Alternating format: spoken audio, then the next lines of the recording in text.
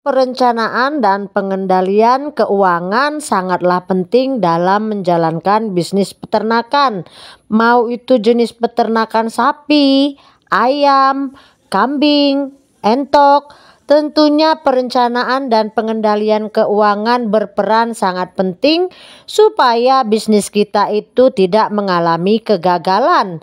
Poin-poin apa saja yang bisa menyebabkan usaha ternak kita itu gagal, kita akan bahas pada kesempatan kali ini.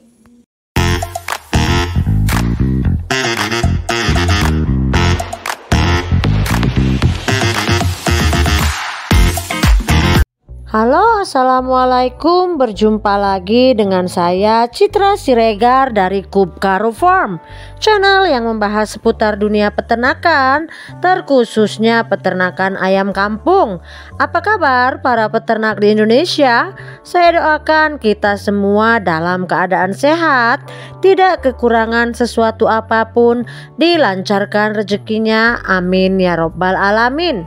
Pada kesempatan kita kali ini, kita itu mau membahas poin-poin ataupun faktor-faktor yang menyebabkan ternak ayam kampung itu bisa mengalami kerugian atau kegagalan. Karena memang tiap usaha itu kan memiliki cara ataupun metode dalam beternak itu kan berbeda-beda ya. Tiap farm itu biasanya memiliki cara atau metode yang berbeda. Tapi tentu apapun itu metodenya, yang penting itu kita bisa meminimalisir kesalahan ataupun faktor-faktor yang bisa menyebabkan peternakan atau usaha ternak kita itu gagal ya. Seperti kita ketahui kan, banyak orang tergiur dengan peluang usaha di bidang agro, khususnya peternakan ayam kampung. Karena memang peluang usaha di bidang peternakan ayam ini sifatnya kan berkesinambungan, karena dia menyangkut dengan kebutuhan pokok yang masih belum terpenuhi dan selalu bisa mengikuti tren zaman yang terus berganti. Dengan kata lain, bisnis ayam kampung ini tidak ada trennya ya. Berarti selama manusia itu masih makan, berarti kita masih bisa lah punya peluang di bisnis ternak ayam kampung. Jadi di sini saya itu mau menyampaikan poin-poin apa saja yang menyebabkan kita itu bisa gagal dalam beternak ayam kampung. Yang pertama itu kurangnya tahu kita tentang ilmu bagaimana sih cara beternak ayam kampung yang benar. Hal ini disesalkan bahwa banyak sekali orang yang memulai ternak ayam kampung tanpa ilmu yang mumpuni ataupun tanpa mempelajari dahulu bagaimana sih cara beternak ayam kampung ya. Itu terjadi pada diri saya sendiri. Di awal-awal beternak saya itu modalnya modal nekat, memang buta sama sekali tentang ilmu perayaman ataupun cara beternak ayam kampung. Jadi memang saya gagal di awal. Karena apa? Karena kurangnya teknis atau tahu bagaimana sih melakukan ternak ayam kampung ini ataupun teknik peternakan ayam yang diperlukan sebelum kita mengoperasikan bisnis ternak ayam kampung ini ya. Itu yang pertama. Baru yang kedua itu masalah manajemen. Karena apa? Sekecil apapun namanya usaha ternak kita, kalau kita itu tidak tahu cara memanajemennya dengan baik. Manajemen itu mencakup manajemen kandang, manajemen pembukuan. Karena apa? Sering sekali itu peternak terbentur dengan yang katanya rugi. Padahal karena apa? Karena tidak memiliki catatan ataupun hitung-hitungan dalam mengelola usaha ternak ya. Karena kalau kita hanya berdasarkan di pikiran saja itu biasanya tidak detil. Makanya karena apa kita perlu pembukuan, itu sangat penting bagi cash flow, uang masuk dan uang keluar ya. Itu perlu ada pembukuan tersendiri. Jadi kita itu memang tahu keuntungannya itu seperti apa, kerugiannya seperti apa. Begitu juga dengan manajemen kandangnya, itu juga butuh buku ya, catatan tersendiri. Apalagi kalau peternak pemula, itu yang saya lakukan di awal-awal saya beternak, saya itu punya catatan tersendiri supaya apa, untuk manajemen kandang.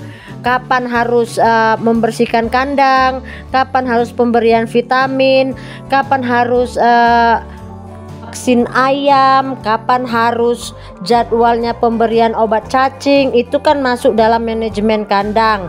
Kapan melakukan penyemprotan disinfektan, itu juga termasuk dalam manajemen kandang. Jadi biasanya orang gagal karena memang tidak memahami manajemen dalam peternakan ayam kampung. Itu poin yang kedua. Poin yang ketiga yang menyebabkan orang itu banyak gagal dalam beternak ayam kampung, yaitu terkena wabah ya, terkena wabah atau ayamnya itu terkena penyakit. Jadi biasanya ini karena hal ini kita itu bisa gagal, mau itu gagal panen, gagal produksi telur. Karena apa? Karena kondisi ayam yang sakit.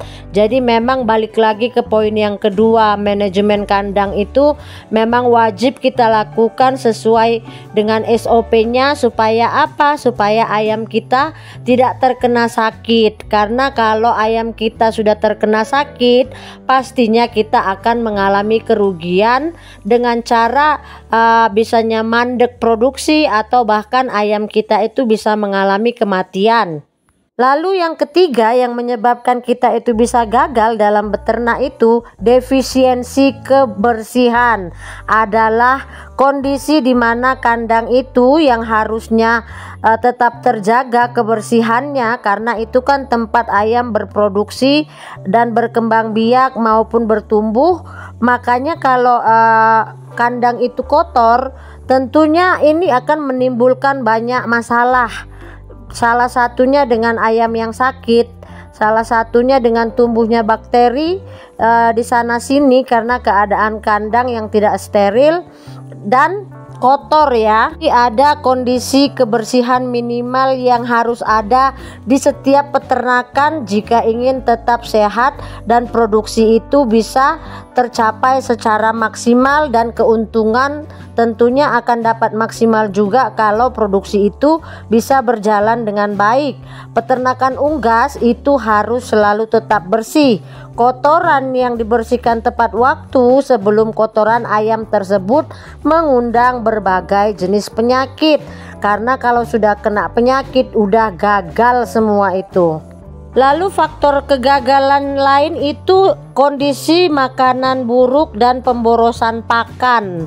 Itu salah satu yang menyebabkan kita itu bisa gagal ternak ayam kampung. Apa? Karena kan ayam itu harus makan dengan baik untuk menghasilkan daging yang maksimal maupun telur yang baik. Ayam diberi makan dengan berbagai jumlah pakan pada tahapan dan fase yang berbeda ya. Dan itu harus diberikan sesuai dengan fase kehidupan ayam, apakah itu untuk pedaging ataukah itu untuk petelur. Karena kan kandungan vitamin ataupun nutrisi setiap fase itu kan berbeda-beda ya. Untuk ayamnya, untuk pedaging itu beda, untuk petelur itu beda. Jadi kalau kondisi makanan ayam kita itu tadi buruk, itu bisa menjadi salah satu faktor kegagalan kita dalam beternak ya. Jadi memang itu juga paling penting peranannya. Karena apa? Memang banyak orang yang suka oplos sana sini. Jadi kalau memang mau oplos itu sih tidak dilarang. Yang penting Anda itu melakukannya dengan cara dan hitungan yang benar supaya ayam itu tidak terkena defisiensi nutrisi yang bisa menyebabkan ayam itu kekurangan gizi. Lain yang bisa membuat kita itu gagal dalam beternak ayam yaitu masalah kandang ya. Ayam kan membutuhkan ruangan minimum tempat untuk berproduksi ataupun berkembang biak. Paling tidak itu disediakan kandang yang nyaman supaya apa? Supaya ayamnya itu dapat tumbuh dan baik,